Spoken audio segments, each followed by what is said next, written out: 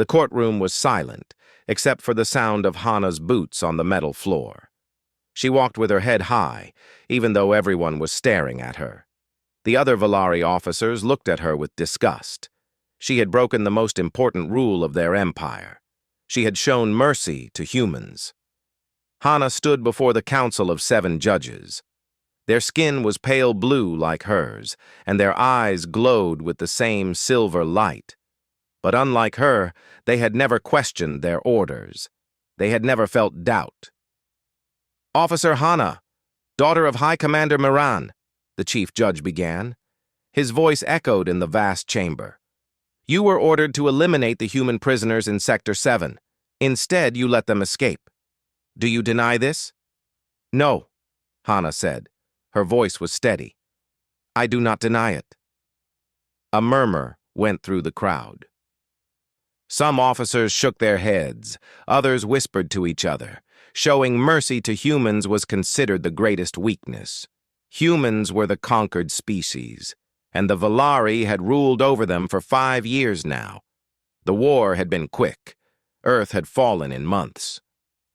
"Why did you disobey?" another judge asked. Hana thought about that night.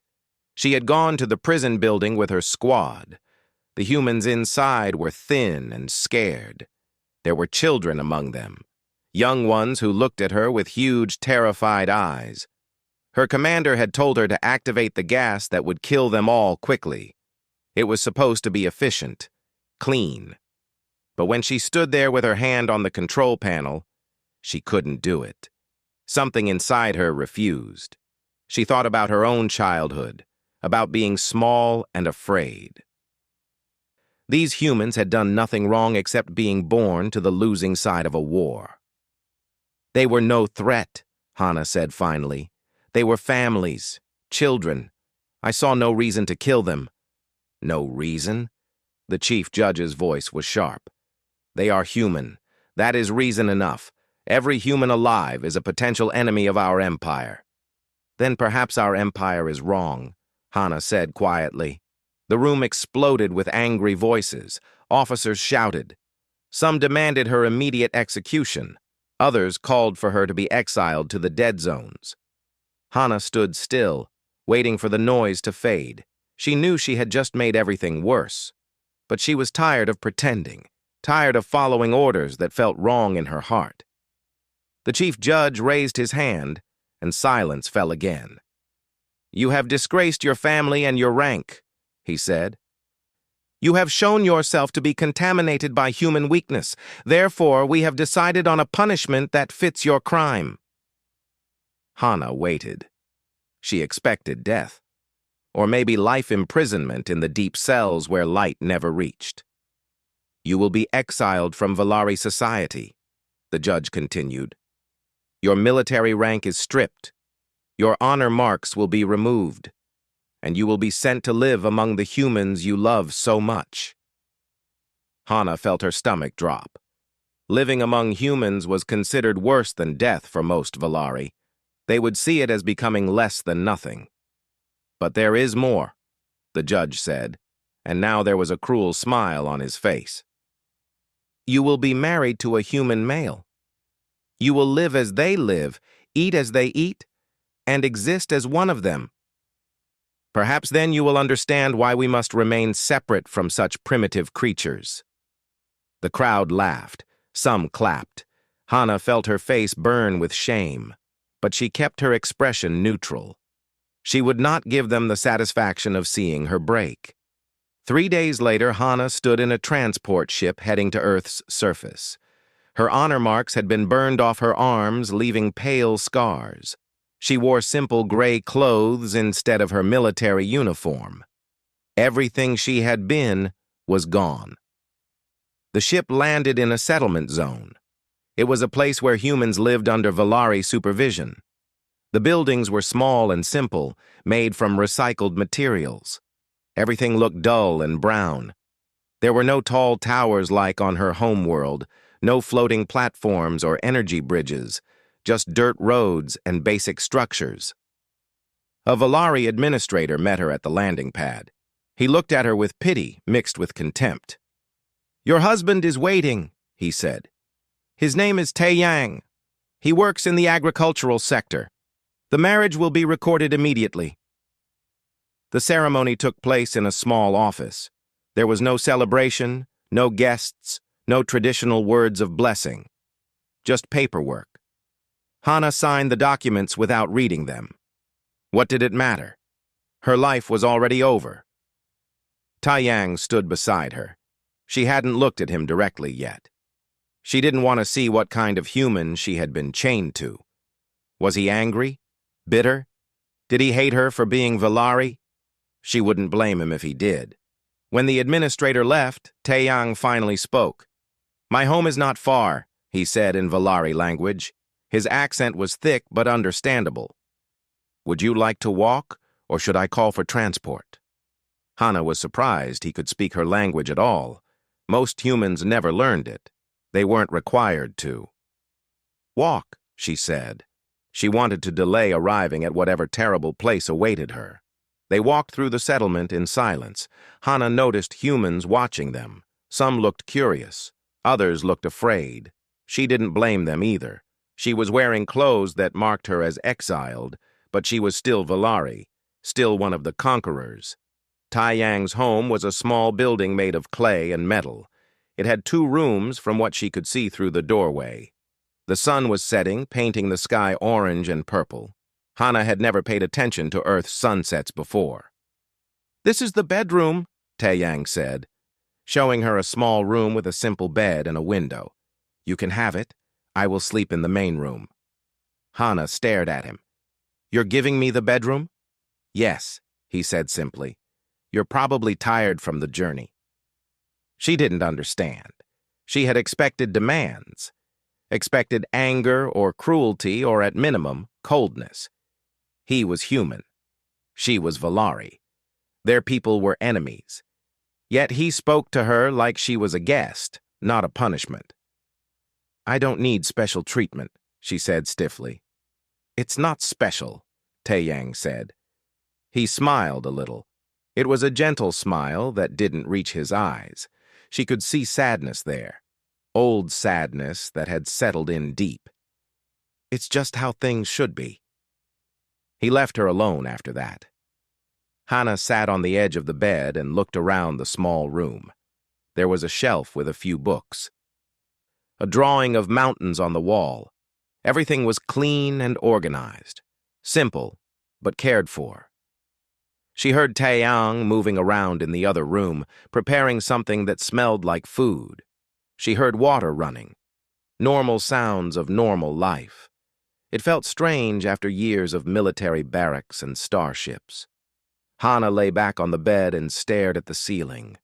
This was her life now, married to a human in a tiny house in a settlement zone, exiled from everything she knew. She had thought she was prepared for punishment. But this gentle treatment was somehow worse. It made her feel confused and off balance. She didn't know yet that this confusion was just the beginning, that in the coming days and weeks, everything she believed about humans would start to crumble. That the quiet man in the next room would teach her things her military training never could. For now, she just closed her eyes and tried not to think about tomorrow. The first week was difficult for Hana. Everything about human life felt wrong. The house was too small. The furniture was too simple. The food tasted strange. She spent most of her time in the bedroom, staring out the window at the settlement. But she couldn't help noticing things about Tae Yang. Every morning he woke before sunrise. She heard him moving quietly through the house, trying not to disturb her. He would wash, dress in work clothes, and leave. Through the window, she watched him walk toward the large fields at the edge of the settlement. He carried tools and a water container. The fields were vertical farms, tall structures covered in growing plants. Tae Yang worked there with other humans, tending to vegetables and grains. Hana had learned that these farms fed the entire settlement. Without them, people would starve. Tae Yang never came home until dark. He returned tired and covered in dirt. But he never complained. He would prepare simple meals and leave a portion for her on the table. Then he would wash and sleep on the thin mat in the main room. He never asked her to help, never demanded anything from her, never even started conversations. He simply existed in the same space, quiet and respectful. It bothered Hana more than anger would have. On the 8th day, she finally spoke to him at dinner. "Why do you do this?" she asked. Taeyang looked up from his food. "Do what?" "This. Act like everything is normal. I'm Valari, your people's enemy. Yet you treat me like a guest." He was quiet for a moment, considering his words. "You're not my enemy," he said finally. "You're just someone who lives here now, same as me." "I'm your wife," Hana said bitterly. "By force. Don't you hate that?" "I didn't choose it," Taeyang admitted, "but I also didn't choose the invasion, or losing my family, or working 14 hours a day to grow food. Many things in life we don't choose. We just decide how to live with them." His calm acceptance made something twist in Hana's chest. She had expected resentment. This quiet dignity was harder to face. The next morning, she woke to strange sounds from the main room. She opened the door and found Taeyang sitting on the floor, shivering violently. His face was pale, and sweat covered his skin. "What's wrong?" she asked. "Nothing," he said. But his voice was weak. "Just a fever. It happens sometimes. Old injury from the war. I'll be fine by tomorrow." He tried to stand, but his legs wouldn't hold him. Hana moved without thinking. She caught him before he fell and helped him back down. "You need medicine," she said. "Can't afford it," Taeyang said. "Medical supplies are expensive. The fever will pass." Hana had medicine in her bag, basic supplies the Valari had given her. She had been trained in field medicine during her military service. She knew how to treat fevers and infections. She worked quickly. She gave him medicine to reduce the fever. She brought cool water and clean cloths. She adjusted the temperature in the house using the basic controls. Every few hours, she checked on him. The fever got worse before it got better. Taeyang began to shake so hard his teeth clicked together. He muttered words in his sleep, calling names she didn't know. Family members, probably. The ones he had lost. Hana stayed up all night watching him. She didn't know why she cared. He was human. This shouldn't matter to her, but seeing him suffer made her feel strange, protective, worried. By the second night, the fever broke. Taeyang opened his eyes and looked at her. She was sitting beside his mat, exhausted from 2 nights without sleep. "You stayed," he said quietly. "You would have died without medicine," Hana said. "You could have let me die. Would have solved your problem." Hana felt something sharp in her chest at those words. "I don't want you to die." Taeyang smiled a little. "Thank you." Those 2 words, spoken so simply, made Hana look away. She wasn't used to gratitude. In the military, doing your duty earned nothing special. You did what was required and nothing more. As Taeyang recovered, Hana started leaving the house. She was restless and needed to move. She walked through the settlement, observing everything. The humans here lived simply, but not without structure. They had schedules, work assignments, and community rules. She watched them share resources. If one family had extra food, they gave it to families with young children. If someone was sick, neighbors took turns caring for them. One day, she saw a community meeting in the central square. Dozens of humans gathered to discuss a problem with the water system. Everyone could speak. Everyone's opinion was heard. They debated and disagreed, but respectfully. Finally, they voted on a solution. Hana was fascinated. In Valari society, decisions came from the top. Officers commanded and soldiers obeyed. The idea of letting everyone have a voice seemed chaotic. But somehow, these humans made it work. She also noticed the children. They played in the streets, laughing and chasing each other. They looked thin, but their eyes were bright. They had hope despite everything, Despite occupation and hardship and daily struggle, they found reasons to smile. It confused her. These people should be broken, defeated. Instead, they were building something, creating community and connection, even in the worst circumstances. When Taeyang was well enough to work again, Hana followed him to the vertical farms. She didn't ask permission. She just went. He looked surprised to see her but didn't send her away. "Can I help?" she asked. "Have you ever grown food before?" "No." "Then watch first," Taeyang said. "Learn." She watched him work. His hands moved with skill and care, checking each plant, removing dead leaves, adjusting water flow. He explained things as he went, how plants needed the right amount of light, how soil had to be balanced with nutrients, how timing mattered for planting and harvest. "It's like life," he said at one point. "You can't force things. You create the right conditions and let growth happen naturally." Hana thought about her military training. Everything there was about force, about imposing will on others, about control. "What if the conditions are bad?" she asked. "Then you change what you can and adapt to what you can't," Taeyang said. "Plants are stronger than they look. Humans too." Over the following days, Hana started helping with small tasks. She was clumsy at first. She broke stems and overwatered plants. But Taeyang was patient. He corrected her gently, showing her the right way without making her feel stupid. One evening, they worked side by side as the sun set. The sky turned beautiful colors, orange and pink and deep purple. Hana had never really looked at sunsets before. On her home world, the sky was always the same pale blue. "It's beautiful," she said without thinking. "Yes," Taeyang agreed. "Earth has many beautiful things, if you take time to notice." Their hands were both on the same irrigation pipe, adjusting the flow. Their fingers touched. Neither pulled away immediately. The contact lasted only a second, but Hana felt it like electricity. She looked at Taeyang, really looked at him for the first time. He had kind eyes, tired but kind. His face had lines from worry and hard work, but also from smiling. He was younger than she had thought, maybe close to her own age. He looked back at her, and something passed between them. Understanding, perhaps, or the beginning of it. "Thank you," Hana said quietly, "for being patient with me."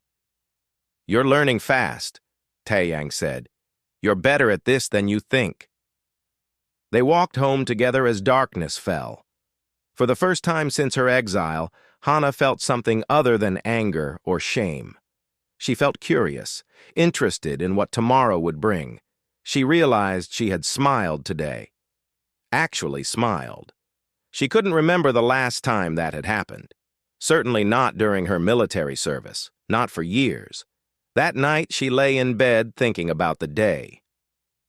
About Taeyang's gentle hands with the plants, about the way he spoke to her like an equal, not a superior or a burden.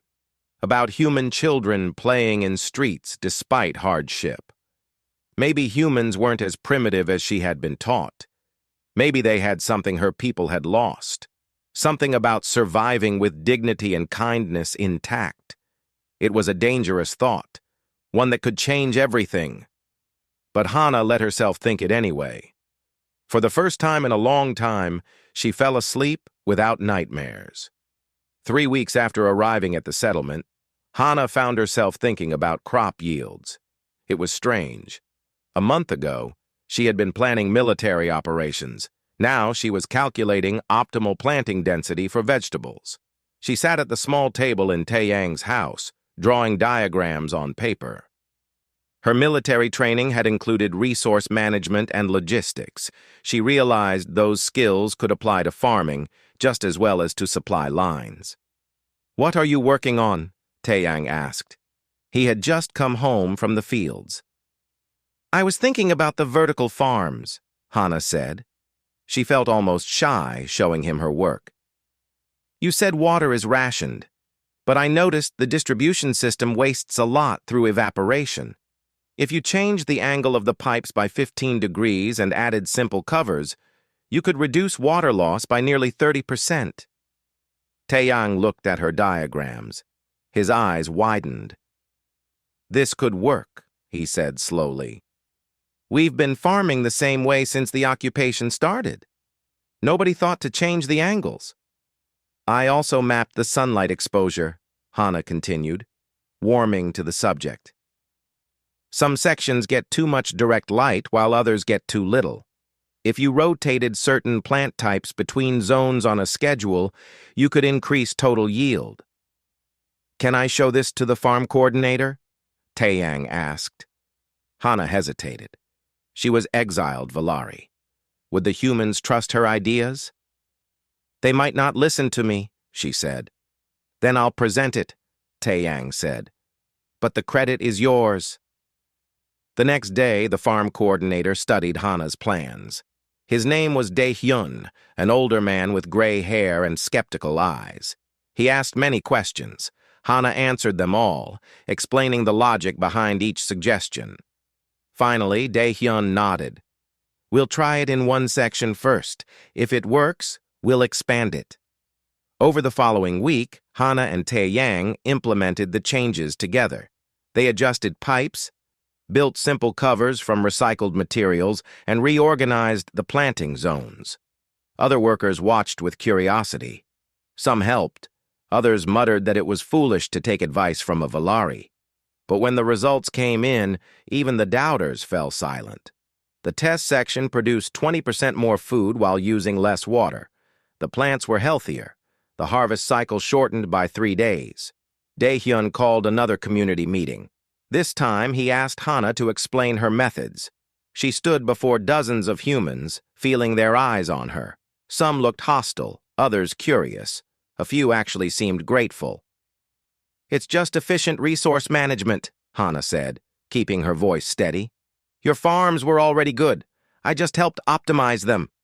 "Why?" someone called out from the crowd. "Why help us?" "You're Valari." Hana thought about that question.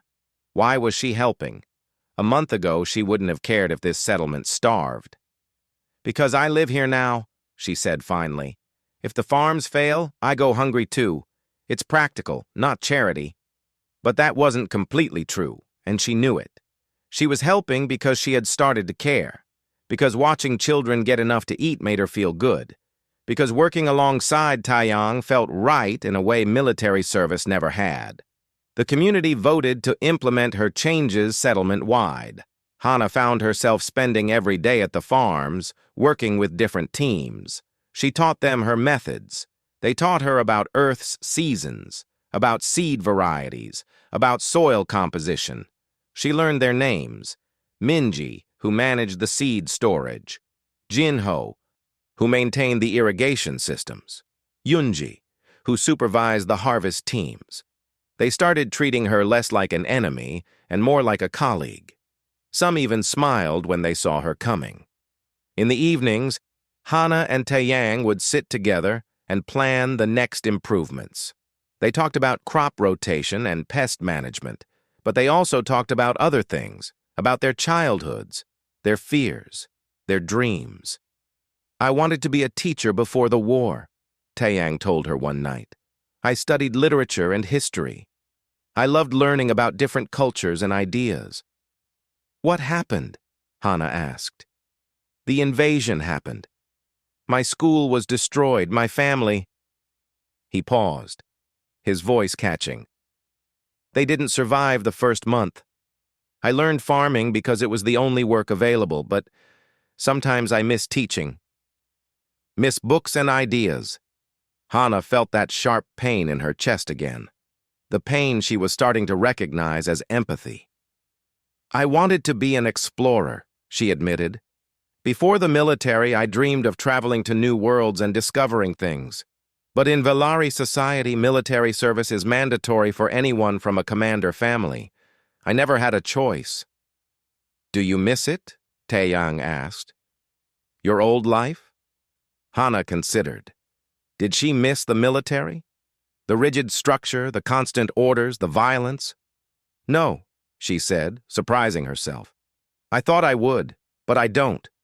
That life made me hard, made me cruel. Here I'm learning to be something else. Taiyang reached across the table and gently touched her hand. It was the first time he had initiated contact. His hand was rough from work, but warm. You were never cruel, he said quietly. If you were, you wouldn't have saved those prisoners. You wouldn't be here helping us. Whatever your people did to you, they didn't take away who you really are. Hana felt tears burning in her eyes. She hadn't cried since she was a child. Valari officers didn't cry. But she wasn't an officer anymore. She was just Hana, a person trying to figure out who she wanted to be. My father always said emotion was weakness, she whispered. That mercy was failure. I believed him for so long. Your father was wrong, Taiyang said firmly. Emotion is what makes us alive. Mercy is what makes us human. I'm not human. No, Taiyang agreed.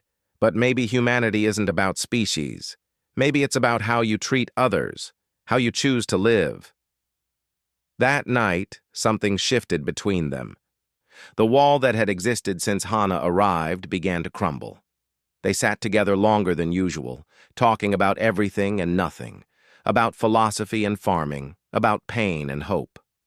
When they finally said goodnight, Taiyang paused at the doorway to his sleeping area. I'm glad you're here, he said. I know that's a strange thing to say, given how you arrived, but I am. Glad. I am too, Hana said, and she meant it. The next few weeks passed in a blur of work and growing friendship. The settlement's food production had doubled since Hana's changes. Children who had been thin and tired now had energy to play. Families had enough to eat, with some left over for storage. Hana found herself laughing more. She joked with the farm workers. She played simple games with human children who no longer feared her. She helped elderly humans carry heavy loads. She felt useful in a way she never had during military service. One evening, she and Taiyang worked late to repair a broken water pump. They were covered in mud and grease, exhausted but satisfied. The pump started working again, water flowing steadily. We make a good team, Taiyang said, wiping sweat from his forehead. Yes, Hana agreed. We do. They walked home under Earth's 2 moons. The night air was cool and clean. Somewhere in the settlement, someone was playing music. Human music with strings and drums and a melody that made Hana's heart ache in a good way.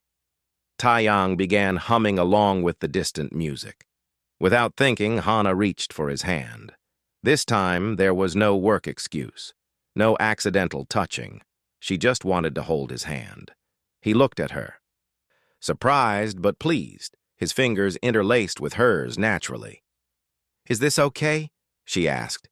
She felt vulnerable in a new way. Not weak exactly, just open, exposed. Yes, Taiyang said softly.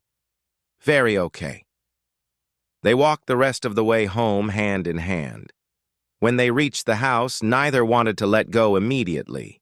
They stood in the doorway, facing each other. Things are changing, Hana said. Between us, I can feel it. I know, Taiyang said. Is that frightening for you? A little, Hana admitted. But also, good. Strange and good. For me too, Taiyang said.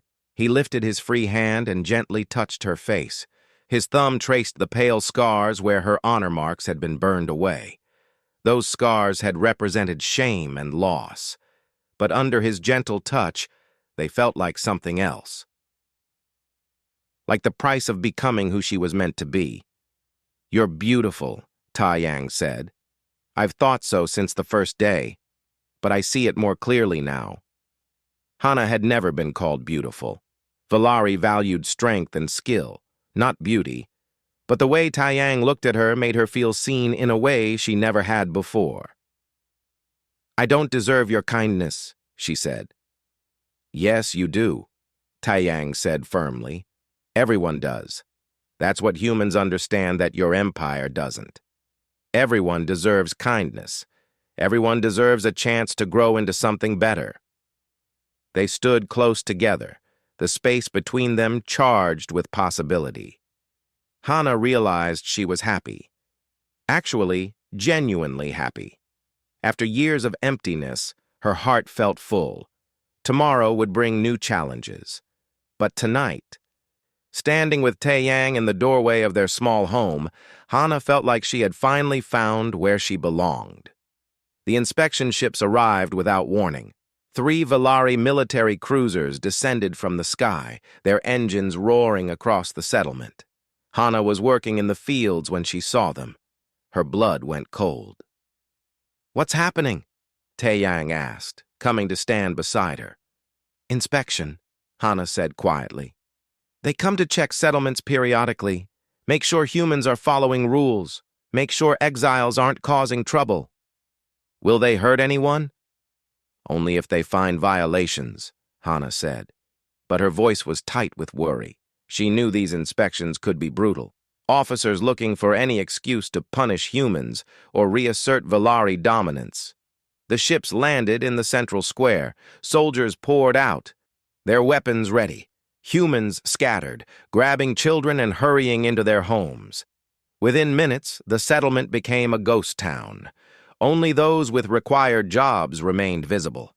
Hana wanted to run too, but she had nowhere to hide. This was her assigned location. She had to face whatever came. The inspection commander emerged from the lead ship. Hana recognized him immediately, and her stomach dropped. Soren, her former rival in the military. The officer who had argued loudest for her harsh punishment at the trial. Soren was tall even for a Valari, with sharp features and cold eyes. He wore his rank marks proudly, displayed on his uniform like trophies. He had always believed completely in Valari superiority. He had always hated that Hana questioned things. His eyes found her in the crowd of workers. A cruel smile spread across his face. "Hana," he said, walking toward her, "I heard you were making trouble here. I volunteered to come see for myself." "I'm not making trouble," Hana said. "I follow the terms of my exile." "Do you?" Soren looked around at the thriving farms, at the healthy humans, at the efficient systems. "The settlement reports show increased food production, new farming methods, technology sharing. That sounds like trouble to me." "I'm helping with farming. That's allowed." "Helping humans is never allowed," Soren said. "Making their lives easier, making them stronger, that violates the spirit of occupation." Taeyang stepped forward. "She's done nothing wrong. The farming improvements benefit everyone, including Valari supply chains." Soren looked at Taeyang with disgust. "This is the human she was forced to marry? Pathetic. And now he defends her?" He turned back to Hana. "You've been contaminated worse than we thought. Living with humans has made you soft." "Living with humans has made me better," Hana said quietly. Soren's expression hardened. "You admit it then. You prefer human ways to Valari ways. That is treason." Over the next hour, Soren and his soldiers conducted a thorough inspection. They questioned workers. They examined the farms. They reviewed records. And they found exactly what Soren was looking for. Evidence of technology transfer. Proof that Hana had taught humans about Valari irrigation systems and resource optimization. Soren called an assembly. All settlement residents had to attend. They gathered in the square, humans on one side, Valari soldiers on the other. Hana stood in the middle, alone. "This exile has broken the terms of her punishment," Soren announced. "She has shared Valari technology with humans. She has worked to strengthen the enemy.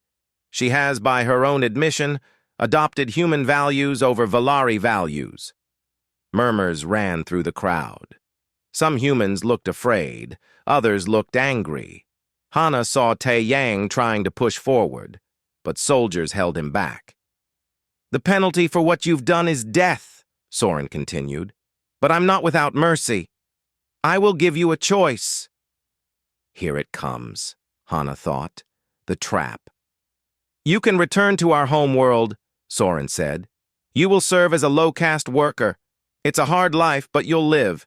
You'll be Valari again. Or you can stay here and be executed as a traitor. That's no choice at all, Hana said. Oh, but there's more, Soren smiled. If you leave, we will conduct a full investigation of this settlement. We'll examine every human who worked with you, every person you trained, every family you helped, and we'll determine appropriate punishments for their cooperation with an exile. Hana felt sick. She understood now. If she saved herself, these humans would suffer. They would be punished for her crimes. Families might be separated. Workers might be reassigned to harder labor. Children might go hungry again. You can't punish them for helping me, Hana said. I'm the exile. They had no choice but to obey me. Didn't they? Soren said. Or did they welcome your help? Did they smile and laugh with you? Did they treat you like a friend instead of the enemy you are? He was right. The humans here had accepted her. They had worked beside her willingly. They had shown her kindness when they could have shown hatred. You have 1 hour to decide, Soren said. Your life and freedom, or death and this settlement's safety. Choose wisely. Soren walked away, leaving Hana standing alone. The humans slowly approached her. Taeyang reached her first. You have to go, he said urgently. You can't die for us. If I go, they'll hurt you, Hana said. All of you. They'll tear apart everything we built. We'll survive, Taeyang said. We've survived worse. Please, Hana, don't throw your life away. My life was already over, Hana said. Until I came here. Until you showed me there was another way to live. Others gathered around. Dai-yun, the farm coordinator. Minji from seed storage. Parents with children.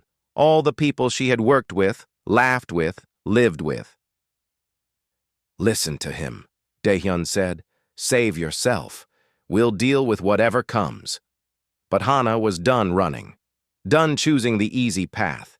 She had spent her whole life following orders, doing what was expected, taking the safe route. And it had made her miserable. These past weeks with Taeyang and the settlement humans had been the first time she felt truly alive. No, she said firmly. I won't leave. I won't let them punish you for showing me kindness. Then what will you do? Taeyang asked. His eyes were full of tears. Hana thought fast. She had been a military officer. She understood how the Valari system worked. She knew its procedures, its communication networks, its weaknesses. I need access to your communication system, she said to Taeyang. The one humans use for trading with other settlements. Why? Because I'm going to expose the truth, Hana said. Not just about me. About all of it. She spent the next 30 minutes working frantically. She used her knowledge of military codes to access secure Valari networks. She compiled evidence. Reports showing how Valari officers hoarded resources meant for both species. Data proving that occupation costs more than cooperation would. Records of corruption and abuse of power. Most importantly, she documented everything that had happened in this settlement. The doubling of food production. The humans and Valari working together successfully. The proof that cooperation benefited everyone more than domination. She encrypted it all and sent it everywhere, to other human settlements, to underground resistance networks, to reform-minded Valari politicians back home, to news networks, to anyone who might listen. What have you done? Soren demanded when he found out.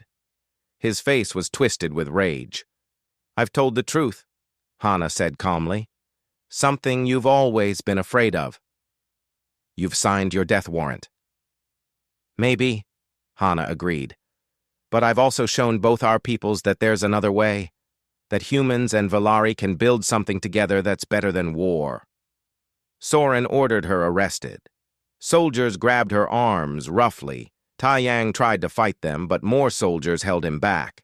Don't, Hana called to him. Don't resist, it will only make things worse. I won't let them take you, Taeyang shouted. You have to, Hana said. But this isn't over. Trust me. As soldiers dragged her toward the ships, something unexpected happened. The humans of the settlement emerged from their homes, dozens of them, then hundreds. They walked slowly toward the square, forming a circle around Hana and the soldiers. They didn't carry weapons, they didn't shout or threaten, they just stood there, silent, unified. Human children held their parents' hands. Elderly humans stood beside young workers. They were together. Stand aside, Soren ordered, or you'll all be arrested. But the humans didn't move. They stood their ground, peaceful but firm. You can arrest me, Hana called out. But you can't arrest everyone. The truth is already out there. Other settlements will see what we accomplished here. They'll see that cooperation works. They'll see that your way isn't the only way. Soren looked uncertain for the first time. His soldiers looked nervous. There were only 30 of them and hundreds of humans. If the humans became violent, the soldiers could win, but it would be bloody, messy, and now the whole galaxy would be watching. Taeyang broke free from the soldiers holding him and stood beside Hana. If you take her, you take me too, he said clearly. We're married, bound by your own laws. Where she goes, I go. Other humans stepped forward. Take me too, Daehyun said. And me, Minji added. All of us, more voices called. Hana felt tears on her face again. These people were willing to risk everything. For her, a former enemy who had been sent to live among them as punishment. This was humanity. This was what her people had been trying to crush. Not weakness, but the strongest force in the universe, the willingness to stand together. To protect each other. To choose love over fear. 1 hour, Soren said finally, his voice tight. You have 1 hour before I contact command for reinforcements, and then we'll see if your peaceful protest matters at all. But Hana knew that 1 hour was all they needed. The message was already spreading. Change was already coming, and nothing would ever be the same again. The message spread faster than anyone expected. Within hours, it reached settlements across Earth. By the next morning, it had reached other occupied planets. Within 3 days, it was being debated in the Valari High Council itself. Hana sat in a detention cell on Soren's ship, waiting. She could hear arguments outside, soldiers talking in worried voices, communication systems buzzing constantly. Something was happening, something big. On the 4th day, the cell door opened. But it wasn't Soren who entered. It was a Valari official she didn't recognize, wearing the robes of the diplomatic corps. I am Counselor Yuna, the woman said. I represent the Reform faction in the High Council. Your message has caused quite a disruption. Good, Hana said. Yuna smiled slightly. Indeed, the evidence you provided has proven invaluable. Corruption charges have been filed against 12 senior officers. The occupation cost reports have forced a complete review of our Earth policies, and your settlement's agricultural data has embarrassed the Resource Management Division. What happens now? That depends on many things, Yuna said. But first you should know. Protests have begun on multiple worlds. Humans are demonstrating peacefully, demanding rights and autonomy. Some Valari citizens are joining them. They're calling it the Unity Movement. Hana felt hope flutter in her chest. Unity? Your settlement proved cooperation works better than domination. Other settlements want to try the same approach. Some Valari are arguing that occupation is draining our empire's resources, that peace would benefit everyone. And the opposition? Strong, Yuna admitted. Many still believe in Valari supremacy, but they're losing ground. Public opinion is shifting, especially among younger Valari who are tired of endless military operations. Over the following weeks, Hana watched from her cell as the galaxy changed around her. News feeds showed protests growing, human settlements implementing cooperative systems, Valari and human engineers working together on projects. The Unity movement spreading like wildfire. Taiyang sent her messages through the diplomatic channels. He told her about the settlement thriving, about new volunteers coming to learn their farming methods, about Valari scientists visiting to study their cooperation model, about children from both species playing together in the streets. "We miss you," he wrote, "but you've given us something precious, hope. Come home soon." Home.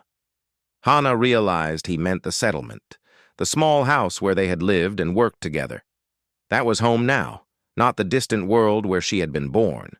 The trial took place 3 months after her arrest, but it wasn't the trial anyone expected. Instead of prosecuting Hana, the council put the occupation itself on trial. They examined costs and benefits. They heard testimony from both humans and Valari. They reviewed the settlement data again and again. Hana was called to testify. She stood before the same council that had exiled her, but this time she wasn't afraid. "Tell us," Counselor Yuna said. "What did you learn living among humans?" Hana thought about her answer carefully. "I learned that strength comes in many forms," she said. "Military power is one form, but there's also the strength to forgive, the strength to build instead of destroy, the strength to hope when everything seems hopeless. Humans have that strength, and we could learn from it." "You believe cooperation is possible?" another counselor asked, "despite the war, despite the occupation?" "I've seen it work," Hana said simply. "In my settlement, we created something better together than either species could alone. We doubled food production. We improved quality of life for everyone. We proved that trust and respect matter more than force and fear." "But humans are the conquered species," a conservative counselor argued. "Doesn't that make them inferior?" "Conquest doesn't prove superiority," Hana said. "It just proves who has more weapons. True superiority would be building a society where everyone thrives, where children are fed, where people work together willingly. Humans showed me that kind of society. We Valari have forgotten it." The trial lasted weeks. Expert witnesses testified. Data was analyzed. Arguments were made. The whole galaxy watched and waited. Finally, the High Council reached a decision. The occupation would end. Earth would be granted autonomy within a new alliance structure. Valari military would withdraw to defense positions only. Human settlements would govern themselves. Cooperation would be voluntary, not forced. Resources would be shared fairly, and all forced marriages imposed as punishments would be annulled. The news reached Earth like a lightning strike. Celebrations erupted in every settlement. Humans danced in the streets. Some Valari joined them. Others packed their ships and left, unable to accept the new order. Hana was released from detention and given transportation back to Earth. When her shuttle landed at the settlement, hundreds of people were waiting, humans and Valari together, cheering and waving. But Hana only saw one person. Taiyang stood at the front of the crowd. His face was thin from worry, but his smile was huge. When she descended the shuttle ramp, he ran to meet her. They collided in an embrace that lifted her feet off the ground. Hana buried her face in his shoulder and finally let herself cry. All the fear and tension and hope of the past months poured out. "You're safe," Taeyang whispered. "You're home." "I'm home," Hana agreed. The crowd gave them space as they walked back through the settlement together. Everything looked different. There were new buildings, more farms, Valari living quarters mixed with human homes, children of both species playing together without fear. "It's changed so much," Hana said. "The whole galaxy has changed," Taeyang said, "because of you, because you had the courage to choose differently." They reached the small house they had shared. It looked exactly the same, simple and clean and full of memories. "The council annulled the forced marriages," Hana said quietly. "We're not legally bound anymore." "I know," Taeyang said. They stood facing each other in the doorway. The same place where they had stood months ago when they first began to understand what they meant to each other. "So we're free," Hana said. "Yes," Taeyang agreed. "Completely free." "What do we do now?" Taeyang reached into his pocket and pulled out a small flower. It was one he had grown in the fields, a hybrid of earth and Valari plants, something new that couldn't exist without both species working together. "We don't have to be married," he said softly. "The law doesn't require it anymore. But Hana, I choose you. I choose this life we built. I choose to keep working beside you, laughing with you, growing with you. Not because anyone forced me. Because I want to." Hana took the flower with trembling hands. It was beautiful, delicate but strong, a symbol of what they had created. "I choose you too," she said. "I choose this life, this home, these people. I choose to be better than what I was taught to be." "Then let's get married again," Taeyang said. "The right way, with witnesses we love, with words we choose, with commitment that comes from our hearts, not from a punishment decree." The wedding took place a week later. The entire settlement came. Humans and Valari stood side by side as witnesses. Daehyun officiated, speaking words about unity and hope and love that transcends species. Hana wore simple clothes. No military uniform, no honor marks, just herself. Taeyang wore traditional human wedding clothes, modified slightly to fit his taste. They looked at each other and spoke vows they had written themselves. "I promise to work beside you," Hana said, "to build with you, to choose kindness over pride, to remember that strength comes from what we give, not what we take." "I promise to stand with you," Taeyang said, "to forgive and be forgiven, to plant seeds of hope even in dark times, to believe in tomorrow because we're creating it together." They sealed their promises with a kiss. The crowd cheered. Children threw flower petals. Someone started playing music, and people danced under Earth's evening sky. The settlement became famous across the galaxy. It was called Unity Station now, a place where cooperation was proven possible, where old enemies became friends, partners, family. Scientists came to study their methods. Politicians came to see democracy in action. Artists came to paint the vision of what the future could be. Hana and Taeyang continued their work. They developed new farming techniques. They taught cooperation methods to other settlements. They advised the new Alliance Council on integration strategies. But most importantly, they lived. They woke each morning and chose each other. They worked side by side in the fields. They came home tired and satisfied. They shared meals and conversations and quiet moments. They planned for a future they were building with their own hands. One evening, a year after the occupation ended, they sat on the roof of their house watching the sunset. The sky turned brilliant colors, orange and pink and purple and gold. The fields below them stretched green and healthy. Children played in the streets. Smoke rose from cooking fires where neighbors prepared food to share. "Do you ever regret it?" Taeyang asked. "Everything you gave up? Your military career? Your old life?" Hana thought about the cold halls of command ships, the rigid hierarchy, the constant pressure to be hard and cruel and unfeeling. She thought about the person she had been. "No," she said honestly. "I didn't give up anything worth keeping. I found everything worth having."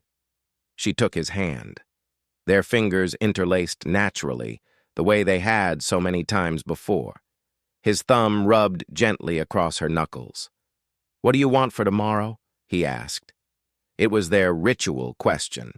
Every night, they asked each other what they wanted, what they hoped for, what they dreamed about. It was the opposite of military orders. It was choice and freedom and partnership.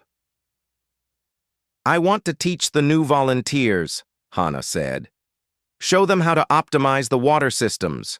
And I want to try that new recipe you mentioned.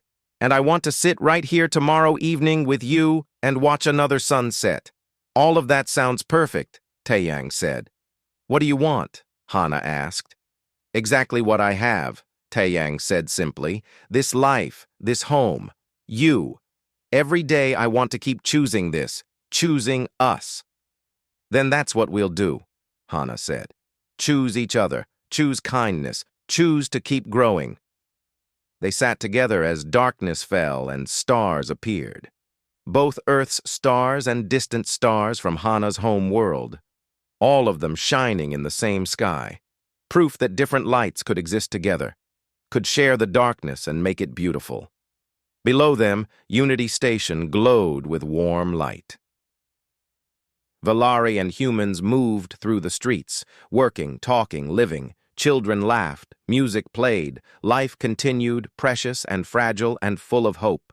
Hana had been sent here as punishment, forced to marry a human to teach her humiliation and failure. Instead, she had learned the most important lesson of all. That gentleness was not weakness but wisdom, that love was stronger than hate, that building together was better than conquering alone. She had been given a punishment and found a gift. She had lost everything and gained a home. She had been broken down and built into something better. And every morning, she would wake beside Taeyang and choose it all again. Choose this life of simple work and deep connection. Choose this settlement where hope grew like planted seeds.